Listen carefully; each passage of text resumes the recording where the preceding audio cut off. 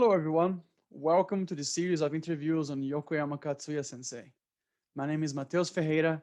I'm a director for the KSK North America, and I'll be your host for this series of interviews with Shakuhachi masters, teachers, scholars, and players that have been impacted by Yokoyama Sensei's teachings, musicianship, his life, and ultimately his sound.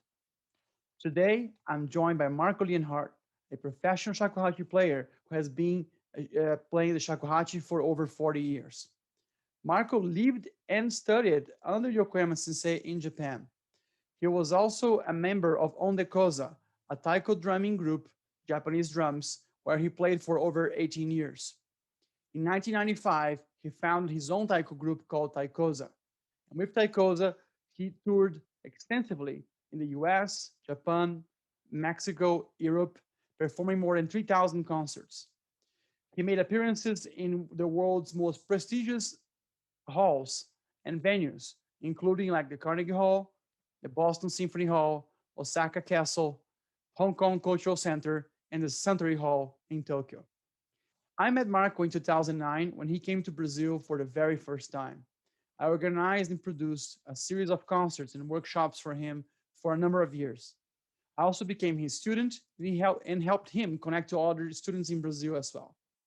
He played an important role in fostering the Shakuhachi community in Brazil, and I'm personally very grateful for his ongoing support, his partnership, and above all, his generosity. Marco also plays the shinobue and the nokan, two other traditional Japanese flutes. He has published many numerous CDs on Honkyoku, the original music for shakuhachi. He also published music for shakuhachi ensemble music with the koto, the Japanese harp, and also the shamisen, Japanese lute, and also a lot of music on shakuhachi and piano. Then he has three best-selling albums recording the music of Studio Ghibli, the famous animations from Japan and Hayao Miyazaki. Marco Sensei, thank you very much for being here with me today. How are you doing? Thank you for having me. I'm well. Thank you. All right. I mean, how did you start this journey with Japanese arts in general? So I am from Switzerland. So I joined this exchange program to go to Japan, and it was supposed to be 1 year. And during the year, you basically experience the lifestyle, learn the language, and try to do some volunteer work. And during the year, I was pretty much like the first week I got in Japan, I felt like I need to know more or to stay longer, and I was trying to find ways to stay longer. And I had sort of an affinity with the country.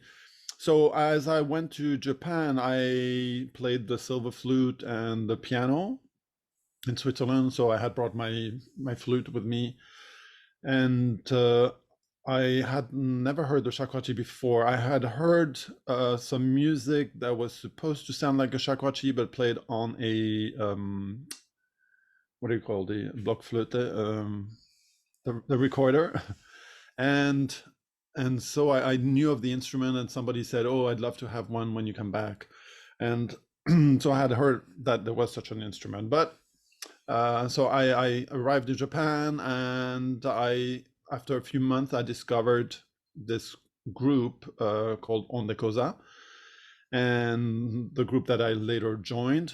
And so I just spent a few weeks with them first to sort of experience their lifestyle. And it was a commune, so you basically breathed. And the whole time, I mean, that's all you did, just taiko drumming, and also some flute playing. And there were no teachers for the flute. It was sort of self-taught, and people just taught you how to play the shinobue and so on, and the taiko as well. And they had learned from different teachers. So I had to go back to my program. So after 1 year, I sort of asked them if I could stay a little longer, and I thought maybe a couple of months spending some time with them.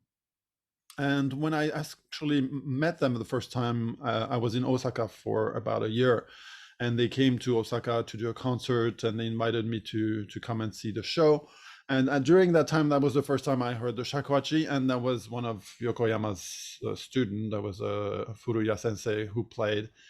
And so that was the first time. And when I heard it, I was really taken by the sound and so I expressed some interest to learn the instrument, and the director, Mr. Den, said that his teacher Yokoyama was one, if not the best player, so it would be he would introduce me to him and be able to sort of learn the instrument, though he was in Tokyo and we were at that time in Nagano and planning to move to Nagasaki, which is even further away. That's close to 1,000 miles or 700 miles. So, but when I joined the group, eventually I stayed with them 18 years. But during those first years, I actually got to meet Yokoyama and hear more of the music recordings. And I fell in love even more with the instrument. I really wanted to learn more about it and get better at it.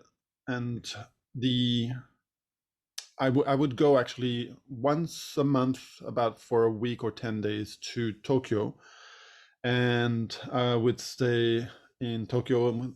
The organization had a small studio, so I would stay there, and I would be going almost every day to. First, I went to Furuya Sensei because he was more in Tokyo than Yokoyama Katsuya. He was sort of traveling a lot at that time, and most shakuhachi or any instrument, basically, masters in Japan, usually when they teach, they have the keikobi, which is usually three days in a month. So they're set days, and during that time you're supposed to come and wait your turn. So it depends how many people are in front of you, and then you just listen to the people and so on, and then so you learn from hearing the other people playing. But with our hectic schedule, I wasn't really able to do that. And I always came at a time when sometimes there was maybe one lesson. So I mean, they Furuya and Yokoyama later would take me. I usually go in the morning, which Furuya Sensei was pretty good in the morning, but Yokoyama Sensei not so good. I mean, he would sometimes fall asleep, and he sort of kind of have, he needed to warm up, so it took him a little bit, but the playing was usually done, by the student anyway. And so that's how I got to learn and sort of be with these teachers. And so I didn't really experience the Japanese traditional way where you have all the students and you get to know them. So I was always alone at the lesson. So the good thing is that the lessons lasted a little more than what they were supposed to be, and sometimes there was a smoke break or eating or tea break, and we would go on back and forth and then talk for like 2-3 hours. So every time there was a lot of discussion, talks, and information, sharing books and ideas and so on. So that was very interesting. And and I was kind of poor, and so they always sort of treated me to meals. So that was really, really nice of them. And so during that we shared the information, I mean, what I was doing with Ondekoza, and both of them had experience. I either touring with them or spending some time with Ondekoza. They knew the lifestyle and what was happening. And even Yokoyama Sensei went to Sado, I think, and there's a picture of him actually running without a shirt, sort of. And so he did spend some time, and he was teaching, I think, to some of the members in Ondekoza. So Mr. Den, the director of Ondekoza, made a point to have what he thought the best teachers in every field. So he brought like shakuhachi teachers, koto or dance teachers. So we all learned dances and all the different art form, and he always wanted to bring the best that he could to the group, and we learned all together, and then only a few would sort of specialize in that. So the same with the shakuhachi. I think in the first Ondekoza before I joined, there were a few that learned, so there were a few flutes left over, not really great flutes, but it gave me a chance to sort of pick it up and try it a little bit. So when we moved to Nagasaki, actually, the promises to go to Tokyo lasted about 1 year. So there was nothing happening, and I sort of got a little. I wanted to really start learning, and So first I found a teacher in Unzen in Nagasaki, and so he taught me a little bit. He was self-taught, and he was quite funny because on the shakuhachi he would have somewhat like marching band. He would put like a little metal piece so it could hold his score, and so it was like this little paper here on top of his shakuhachi, so he could read it as he played. It was very cute. But he played enka music, which was okay. It was just a different style that I was looking for, but it was very melodic. And so I just learned these a few songs, and I played those songs during the taiko, and everybody sort of when they heard that they started laughing, and then not expecting to hear enka music being played. So after a year, finally, Mr. Den said, "Okay," because I was ready to move to Tokyo and say, I'm done with this. I want to really learn." And so he said, "Well, wait, I'm going to find some money, and then we'll send you to Tokyo, and you'll be able to take lessons." And he did indeed. So almost every month, I got to go to Tokyo, spend some time there, and learn.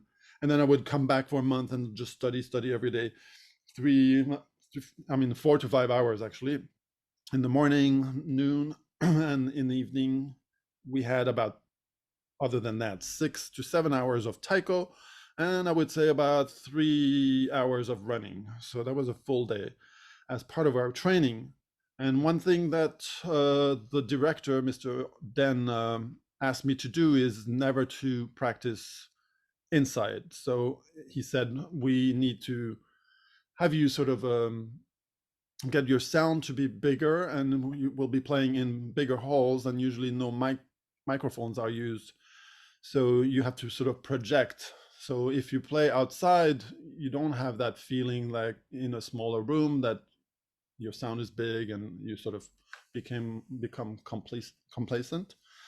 And so he wanted sort of me to work on projecting and be able to sort of play for 1,000 or 2,000 seat hall without microphones and be able to be heard.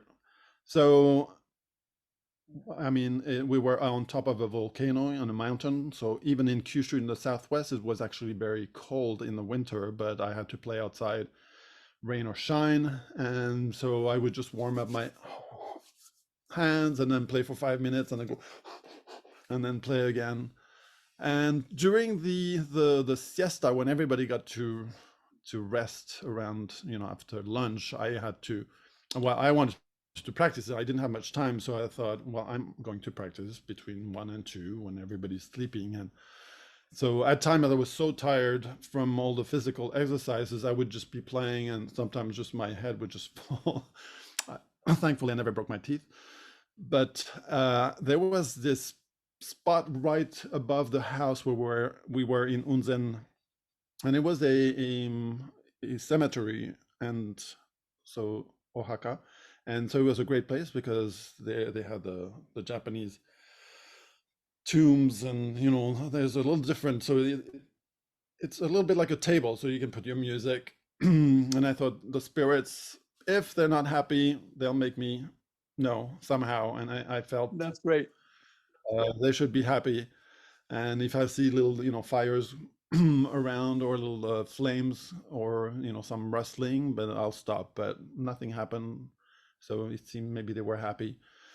And so everywhere in Japan, I always looked for, a graveyard, because I thought people are not going to complain. They think I'm playing for somebody. And if I play somewhere else, then they might ask me to stop. And so I found Shinto temples or Buddhist temples, great places to play, and I never got bothered. And even in Tokyo, I would try to find a park or by the river and play. So I always sort of found places to be able to play outside, and I would always have my flute with me on travel. The moment we went out of the bus for 5 minutes, I would be playing, and then back on the bus. And and even in Anchorage, we used to fly from the States on tour to come to the States, but you flew mostly through Anchorage, and you spent an hour or so. And there was a terrace, you could actually go outside. So I would go outside and play until, it was time to leave again. It was quite cold though. Wow, In the middle of the night in Alaska, in Anchorage. that's, I mean, yeah, for sure, quite cold. So very intense experiences for you there. And wow, I mean, we can unpack quite a bit here. So let me ask a few other questions about what you have shared so far. So how old were you when you were like experiencing all of that? Well, I was 17. I left for Japan, so I was around 18 by the time I started the shakuhachi. Yeah. And so it's sort of like your formative years, like when you go to Mm-hmm. university, and Mm. big influence. So for me, spending 18 years, from 18 to 36, it was kind of leaving a big impression. I mean, it's sort of like your formative years, and you are impressed by that culture quite a lot. And so that sort of that way of thinking, in Europe, I mean, you go in the school, they always kind of encourage you to ask questions or to be inquisitive, but not in Japan. In Japan, you just shut up and listen. There's no question. You figure it out on your own. Teachers don't like to be corrected. Um, so it's a way of, respect. You don't contradict them. And you usually, with Mr. Den, it was like a one-way discussion. You're just like, rarely he asked you questions. He just talked at you, and you just took it in and sort of try to take as much as you can and try to figure out things, what he said, how you could use, and things like that. But it was a very different way of a different education. Yeah, yeah, and I want to pursue a little bit of that a little bit more, if that's okay. So, I have had like the experience of being with very, I'll say, traditional formal shakuhachi teachers in Japan, where it's exactly what you said, right? Like no questions asked, just shut up and listen. It's almost like a one way. But I also heard that for many Yokoyama students, that was not quite the case, right? As you just described, they seemed to be very nice to you. They also gave you a lot of support. But at the same time, could you just maybe describe a little bit more how it felt like for those of us that never got a chance to meet Yokoyama, Sensei? So how did it feel like to have a lesson with him as you compare to the traditional ways of the shakuhachi world, let's say? Well, at the time there was no music. There was no written music really that he would hand you. But I had the music from Furuya that he wrote himself, and I think he's the one who wrote all the music. Yeah, his penmanship is really nice. So there were all these different versions. So I learned a different version than what the Kenshukan now is publishing. So but I sort of keep on playing what I learned. I like that sort of version of it. But there were many versions when you listen to the old CDs. I mean, every time is a different version of the Honkyoku. Though you were told, this is it. You have to learn. You have to play like this. But Yokoyama would say, just make it your own. If it makes sense, you be inquisitive. You just feel like listen to yourself, and he's every little thing that you do really think about it and try to not overdo and be conscious of it, and little by little the song sort of will teach itself to you. But he never said, this is wrong, this is wrong, except if some notes were wrong, of course. But it was very sort of a very positive attitude, not negative like some teachers like scold you all the time. And and he was always very joyous. I mean, there was this joie de vivre, and it was really, really fun to be around him. And he sort of liked he would like to entertain as well. He liked to do, they like to do karaoke, though I never did karaoke with him. Uh, I did the festival. He asked me to come to the festival, and it was the first time that Bise was opening. And so I got to see the sort of the school where he was going to set it up. And I don't know if you've seen the video, but there was this old machine to record that is in the back, and that was like really sort of last, that was like modern at the time. It was like, wow. All right. So he So said, so oh yeah, someday I hope I can record you there also. I want to record everybody, and so it so was that's very, really very good open. because Yeah. yeah, so thank you for sharing that about his personality a little bit and his openness. And since you just mentioned that, I mean, I think for those of us that just don't know what you're referencing to in terms of the Shakuhachi school and Bisei and the festival, Can you just cover about a little bit about that history of Yokoyama Sensei? Because you shared with me at some point that he made that move to Bisei, which is like in the countryside of Japan, right? Like central Japan. And he wanted to open this international Shakuhachi training center. And he got like a school from, I think, the local city hall or something like that. Can you just like Or the elaborate on that village, a little yeah. bit more for us? Yeah. So, as I said, he was very open and always open to sort of either foreigners or trying to make the shakuhachi sort of more known. And if you are in Japan, if you look Koto and everything, there's a lot of schools, and there's Iemoto, so it's like pyramids everywhere, and everybody at the top wants to really control their students tightly. So they usually don't allow these students to go anywhere else or even listen to a concert. And usually they sort of go in disguise, or they don't tell their teachers that they went. But so Yokoyama Sensei was, in a way, he wanted to bring people together, these teachers, and through that first festival, he tried to do that. So he invited teachers from different schools. I mean, he had played with them. There was this sambonkai and different groups of shakuhachi players that played together. So to a certain level, there was an openness, but it's very competitive, of course. But he invited Aoki Lebo, I think, at that time, and some of the top players, or Tozan. But I know for a fact that, hearing directly from one of the students of Aoki Lebo, that Aoki didn't allow any of his students to come to that concert, even if he was playing there. So it was again showing how closed that society was, and Yokoyama was trying to sort of opening up. And I think the Bisei festival is one of the first thing that opened up. And I think in Tokyo, it's not only very costly to bring a lot of people together and having stay lodging and so on. So that's why in Okayama in Bisei, he found this place up in the mountain. It's actually very hard to get there, but it was very quiet, beautiful.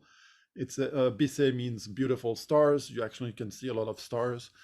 And so it was a great lodging. There was the support of the community, and that's why they sort of moved there. So they had a beautiful, huge house, and then they had that abandoned school that they were able to use as sort of lodging as well as teaching classrooms. And they would start to do that every, I think, in the summer, and then they added a few workshops through the year.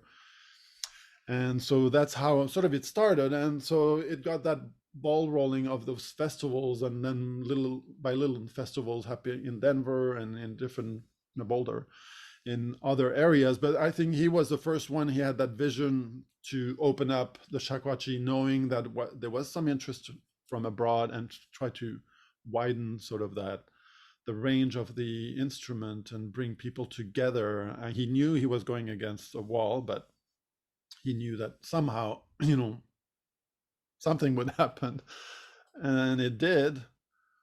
So, and I Yeah. So think, go ahead. no, go ahead. No, I was gonna say that that's actually, I mean, what you're speaking to here is about like the foundations of the International Shakuhachi Festival that we have today, right? Every 4 years, the festival now is being held in some some part of the globe. So, but I think it seems that Yokoyama Sensei was the one that had this idea just to push against the boundaries of traditional Japanese ways of thinking around the ryuhas, the different schools, right, and the different Right, sects yeah, of shakuhachi playing, and make because it you don't see more. that in the koto world or the shamisen. There's no international koto, though there's more koto player around the world, but That's true. that Yeah, doesn't exist. I never thought about that. Yeah, that's a, yeah, good point. And let me go back a little bit to your personal relationship with Yokoyama Sensei. When you think about his sound, because I mean, when I first heard him, it was like in 2002, 2003. Of course, way later than you, of course. But I heard like his performance of one piece, like Yamagoi, which is a piece that you play beautifully as well, like a Honkyoko piece.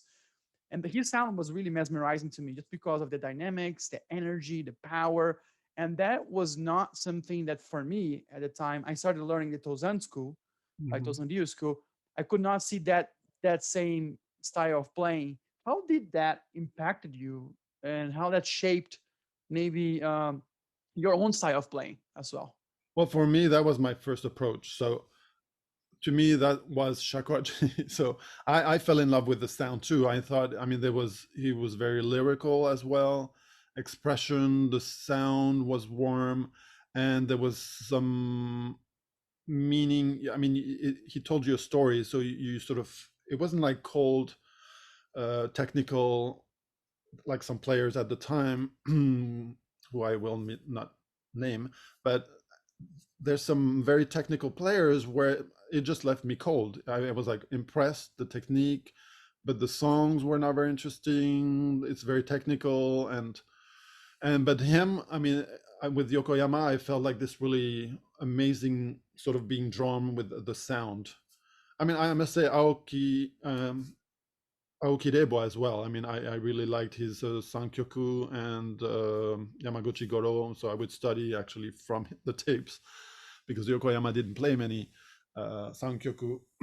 So, but truly, I mean, for the music, the music that he started, that he sort of developed with the Rando, and as well as his own pieces as well, which were very influenced by the Honkyoku. And but when you listen to um, Watazumi, I mean, then you think, well, he has changed quite a lot of the music because nothing like Watazumi's music sound like Yokoyama's music. So he sort of digested it and recreated something. I mean, he used a lot of the muraiki and some techniques, but it's like two different worlds, I would say. I mean, he is his student, but I think Watazumi felt like Yokoyama was too musical, and he wanted some sort of more a tool of meditation rather than being musical. So I find Watazumi interesting, but at times I feel, to me, I was more drawn to Yokoyama's sound and interpretation of the songs. Yeah, and that's something that I really want to again explore a little bit more, because if I look at your all of the music that you have published, right? You have so many different CDs. You have published the Honkyoku CDs, the traditional, let's say, Zen repertoire, some people would say, but also you have a lot of lyricism in your own playing and in some of the pieces that you choose to record. And I Yeah. think you achieve this level of being a shakuhachi virtuoso, where you can play across the whole spectrum, like from classical Japanese, the Sankyoku, ensemble pieces, going to Western music on the shakuhachi. So if you look at things today, and looking at your style or what you're aiming at, is that for you? Like, is that how you see the shakuhachi? I mean, like really be able to explore every single side of it as a musician, as a performer. I mean, I fell in love with the sound, and so I was playing the flute as well. But that gave me more freedom in the sound and given creating different sounds. And so I mean, I love all the music that I played as I grew up as well on the piano, the classicals, and my father was an opera singer, those sort of amateur. But I wanted sort of to be able to play these songs because they were very dear to me, and so I thought the shakuhachi will give a new dimension to it and sort of rediscover these songs in a different way. And so I'm drawn, though I do percussion as well, but I always feel, even in the percussion, I always like to hear a melody somewhere. I just don't like to have too much sort of just rhythm patterns. And so I always feel I'm always drawn to sort of a melody line. And so that's why within the Honkyoku too, I mean, I find in Yokoyama playing, you can feel that more than some other schools sometimes.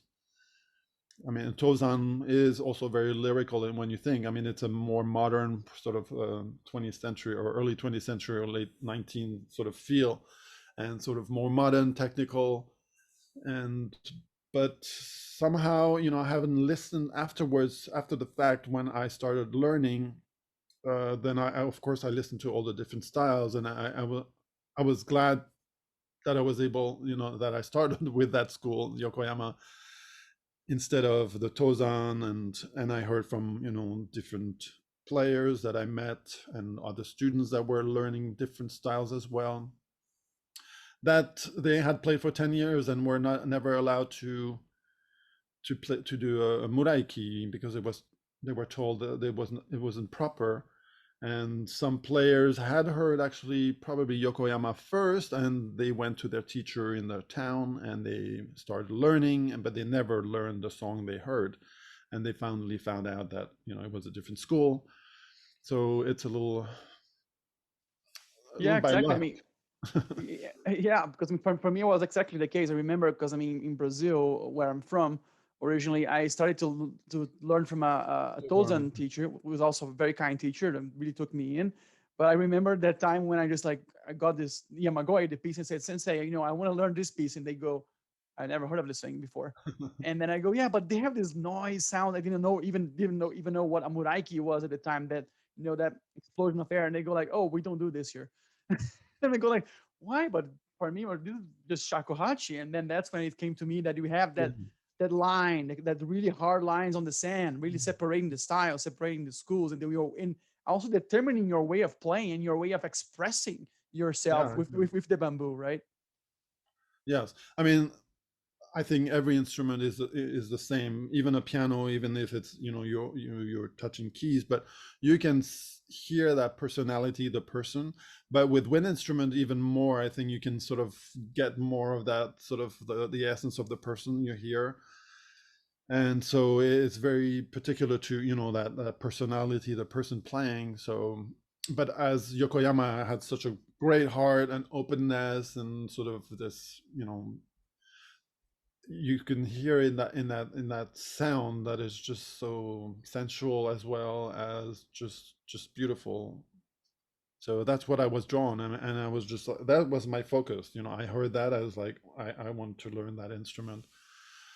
I, So I, that was my focus. I wasn't so much into the deep philosophy behind the history of the shakuhachi, and I just fell in love with the sound, and I wanted to just learn and be the different styles. I did also minyo, because in Ondegozha you had to play folk songs with for dances and so on. So I tried to learn everything. And some people would say, "Oh, can you play Zigeuner Weisen?" or some classical pieces they wanted to hear. So I just learned everything I could and studied and studied. I think you answered my next question here, but I just want to touch it like do a quick hit on it because you mentioned Watazumi. Watazumi, I mean, was like the monk, let's say like a Roshi who played Shakuhachi, was Yokoyama Sensei's teacher. But have you ever felt any connection with the meditative aspects of Shakuhachi? And the reason I'm just asking that again, and I think you already said that maybe not so much because you're more drawn to the lyrical, melodical side of Yokoyama's playing. But I'm asking that because a lot of Westerners, especially Western students, they tend to be drawn to the Shakuhachi because of this Zen aura, this Zen But thing around Shakuhachi, right? most of the players, I think, are based in the US or Europe, and they discover Buddhism, Zen Buddhism, and sort of are drawn through that way. I was in Japan, and if you are in Japan, you'll see there's not much uh, religious affiliation. No, you won't see that much dedication unless you're a monk. You're not going to meditate. People don't go meditate and do meditation every day.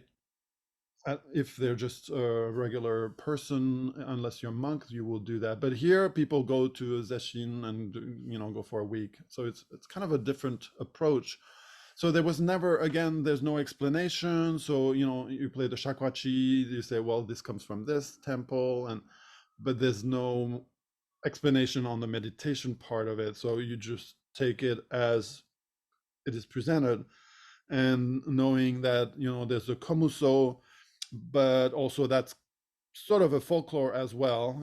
There's a part that was turned into maybe a little more than what it was through movies. And of course, I mean, it existed and it was passed on, but what is left is more sort of a memory and romanticizing of the komuso more than what it actually was. And there was another aspect of, the shakuhachi was used also for in other setting, not just the meditation. But that's the most interesting part, and that's what everybody wants to learn, is meditative honkyoku, and that's what draws people. But I think, I mean, it's changed a little bit now. People are into modern music and they want to play, different styles on the instruments. The same with taiko. People want to do everything on taiko. It's probably the koto and the shamisen. They want to play rock and roll, smoke on water. Yeah, exactly. So that's again a good segue here to my next question. So I've seen a lot of that lately. I'll say especially in the last 10 years or so. You see a lot of like Japanese rock bands, pop bands trying to mix, like shakuhachi and the taiko drums and shamisen and koto with different genres. And also we see like Western players like playing a lot of jazz on shakuhachi as well. So, in your opinion, how do you feel about looking at Japanese traditional instruments in this like 21st century, context or age? Because I mean, it feels to me that for some young people, it is a good way for them to pick up the instrument because they know they can go beyond traditional repertoire. But at the same time, there are people that are just saying that it's just getting lost a little bit in the Western perspective or the Western sounds or the Western tempered scales, for example, tend to enter the traditional Japanese instruments and kind of change the way they sound a little bit. How do you feel about that? Well, I think if you look at the koto, people don't question that. And the koto has always had the same tuning. I mean, pretty much the same. And then the shakuhachi, adapts to that. But somehow the shakuhachi has this, supposedly, a little more kind of an aura that the tuning is. Of course, the tuning was changed at one point, and that's why, Sankyoku has the wrong notes. And so you have to adapt, but you have to adapt to the koto. So the koto did have a more accurate way of writing the music and tonality. So I think in the shakuhachi world, I think like every music in any world music, there will be, changes, and people will go right and left, discover new things. But I think as long as the core is strong, the traditional repertoire, I think, it come all the way for centuries now. So I think that will always keep it sort of in the center and will center the instrument. And I think as a bass, it's always good to know the basic of the instrument, and then from there doing the different thing. It's the same with a dance. If you know, for example, ballet or some of the basic moves, then you're able to do everything. And so in that same way, if you learn your basics, in the shakuhachi or any other instrument, I think that helps you. And then, you're welcome to go right and left and discover new things, and maybe, bring that instrument to different levels. But so for the shakuhachi, I think historically, uh, the teacher was passed on in Japan. They go generation to generations. And so from my experience and hearing and being in Japan, I saw it a lot with kabuki as well, no theater, koto schools. It's all passed on to generation. Doesn't mean that every teacher is a great player. I mean, a good player, but so sometimes it goes up and down, but it has to be passed on. So you have to pass on that tradition. And I'm sure sometimes some players were tone deaf and they didn't really know what they were playing. And I believe, maybe some of the music at sometimes were recreated because they couldn't hear really the music. I think that's really possible. And some tradition might have followed that and became more esoteric, microtonal. But if you listen to the folk music and the bugaku, bunnaku, the kagura, some of the oldest music, as well as the gagaku, there's very precise sounds. There's no kind of midway sounds. I mean, there's the portamento. So if you listen to the very old music, even I mean in Nokan, I mean there are sort of crazy notes, but it does make sense. I mean, there's a continuity in it, and there's a musicality in a way that's inherent in that instrument. So sometimes I feel there's a little sort of a to me, I mean, there's sometimes a little strange history or that is trying to be passed on. And so I'm questioning at times if, the veracity or really, how this was passed on, if Sure. was, the teacher were just maybe they just did what they were able to do. And I've heard some, very great teachers, but that was just not the music I would ever want to learn. So it's just, personality, and if that touches you, then, you're welcome to play that. But that was not the case for me. I found a style, and, that was at the time I was learning, there was no internet, there was not much, there was not many recordings, there was no books. And so you had to go to those people, meet these people, and Learn then, from them. Yeah. right. I mean, ask people, and they knew one person, but again, it was very close society. So if you know one, you only knew that little group. But if you wanted to go there, you had to approach some other people. And And speaking about like the Yokoyama's, I'll say, style of playing, or Yokoyama's repertoire of like both the Honkyoko but also the Fukudarando pieces and some his way of playing, what do you like to see happening for the Yokoyama style of playing in the 21st century? I mean, because we are now where, well, Yokoyama Sensei passed away a few years back. Some of his older students, like yourself, I mean, you are like one generation that achieved professional level, but we're not seeing a lot of young generations, getting to that professional level as well. I don't know. At least that's my impression. I don't know if you agree with that or not. But what I'd like to see moving forward, thinking about like kind of keeping the Yokoyama Watazumi alive, legacy alive. well, I mean, it would be great to to see that music being passed on, to other players. But I think there are a few younger generation that are, attracted by that music, but of course they want to play other or the song. I think it's just a maturity in the person, and the shakuhachi is somewhat an instrument for, or traditionally for more mature men mostly at the time, but now it's women and men. And I think, when you're younger, you want to do all the different technical things, different flashy things, but maybe it gets more reflective, or you go into more meditative music or sort of quieter music later on. And so maybe some of the people might sort of discover some interest later on in their life in that music, or take the music back and sort of discover it again. I mean, I sort of like all kinds of music, but I feel the same way as with taiko. I mean, I see it's going everywhere, but traditional, even in Japan, it goes in every direction. Suddenly it's a samba. And but to me, the instrument survived to this time because of what it is, and through the music that it was used for. And I think it's important to keep that music, and it gives the most the best expression of that instrument through that music that was written for it. And if you Mm. play sometime other instrument, it sort of hides half of the capabilities that the instrument is able to do. For example, the taiko, if you do some samba, everything sort of feels like it's muddy, it's heavy in the pants, because it has a very sort of a long delay, and so it's not as sharp, but the pieces that are written for it work great.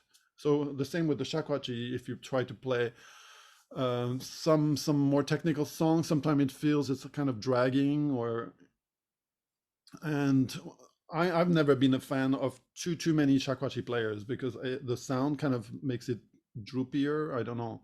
It's a very it, an instrument on its own has kind of the more power, and with a string instrument it works well. But when you I remember going in Bisei for the 10th anniversary, they had like 50 shakuhachi players together. I mean, the festivals do that. Not that I'm against it, but it just doesn't feel quite what it's supposed to be. The shakuhachi every time is like, oh. I mean, because you have microtones, you have a half a step between all the sounds. Some people play really sharp, some people really flat. So you have this sound that comes out Yep, I that understand what is you're saying not. for sure. No, but So beautifully that I said. hope is not going to to go too far, but No, I'd no, love but to see, yeah, the Shakuhachi, just, I mean, the Yokoyama's pieces to be passed on, and I mean, our life is very short, so God knows what will happen. But I mean, these pieces were passed on in a way, but when you listen to sort of Kinko, there's different, different versions of it. And though you were told, when you start learning that these pieces have to be played exactly the way they were taught, you notice all these differences between those teachers. And obviously, that person, after playing 1,000 times, I think the song teaches itself to you. I mean, as you play it, and it becomes your own. And so there's all this different, even if it's Sanya, Yamagoe, everybody's sort of makes it its own. So it changes a little bit through the time. Even, Yokoyama played it in a way, and he changed in 10, 20 years. And that's sort of moving along. So the music is alive, and it's not something set in stone. And that's why the scripture, the notation is sort of very basic. And so because you need a teacher to teach you interpretation or how to play it. yeah. And they even keep secrets on keeping on the wrong notes, so you have to go to a teacher to figure out that that's not the way you're supposed to play that note. No, So, fantastic. Beautifully said. No, thank you so much for sharing all of that. Very, very wise words there and very interesting perspectives. I just had like two final questions for you here today. yeah. So one, you've been playing for 4 decades now, more or less. What keeps you going? I mean, what really keeps inspiring you to play the shakuhachi? Well, for me, I mean, it's an expression of myself. So I always feel, since I was a child, I needed to express myself. It must be autistic in a way, but either I had to draw or create something, and so the music is part of it. It's just to exterior, to get it out. And then, of course, the added plus is to be able to perform for people and seeing them react to that music, and be able to share your love of that instrument or the music, and to be passing it on, hopefully, uh, get getting them hooked, and taking it over and passing it on. So Yokoyama at one point, said, you are, you're sort of an ambassador. You have to teach whatever you learn from me. You have it's your role to bring on and teach as many people as Keep it going. possible. Yeah, but that was in the 90s. So we started going in the States and running for 3 years. So for 3 years, I didn't see him, but kept in touch. And Yeah, and my final question is exactly about him. I mean, Yokoyama Sensei passed away in 2010. What do you miss the most about him? I mean, about like the time you had with him, or like memories or sound. What do you miss the most? well, I mean, this hearing him, yes, the sound, and I mean, his personality was just very jovial and really fun to be around, and listening to stories, and yeah, I mean, just what he created and brought to this world. I mean, he was very open to, to go to places and teaching, and people sort of set up concerts, and he would come. And also, so he was this openness, and that was sort of encouraged me. And the teacher, the director of the group on the Koza, Mr. Den, also was also in that same sense. He was very open to the world, and so encouraging non-Japanese as well. At that time, it was a little different. There were very few people, and but they were both very open. So that was really refreshing to have him as a teacher, and his students also very, very open. Obviously he passed that on already with Furuya. Also, there was this openness. So that's what I miss. I mean, there's still the recordings, that you can listen to get the sound, but still, that hearing him live was different. And I got a few times a chance to play with him on stage at Bise, and I remember he was always I mean, interesting. I mean, he wanted me to play Odaiko for one of his pieces. It was kind of Biserebo, I think it was called. He had like an electric piano, I think Electone, or I forgot what it's called.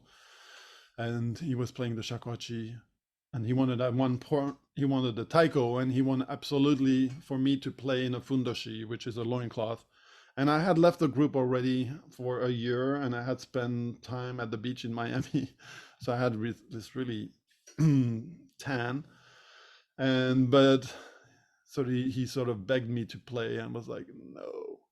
And so I was like, well, let me think. And so at the last moment, I decided, okay, it's dark, the lighting, people won't be able to tell. And so I finally gave him what he wanted. And sort of he knew, he had that vision of staging as well. He knew what was more dramatic, and having somebody in a loincloth playing taiko and getting all the women crazy. Quite the sight. Afterward, his wife was like hugging me. He was like, oh my God. That's so It was funny. very cute.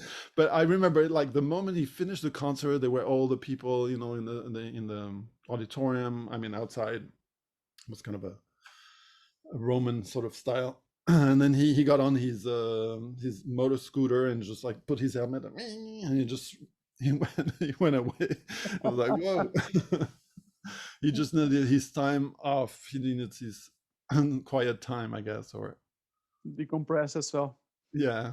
So All right. Well, very thanks. human, he was like that, almost Zen master, don't few words.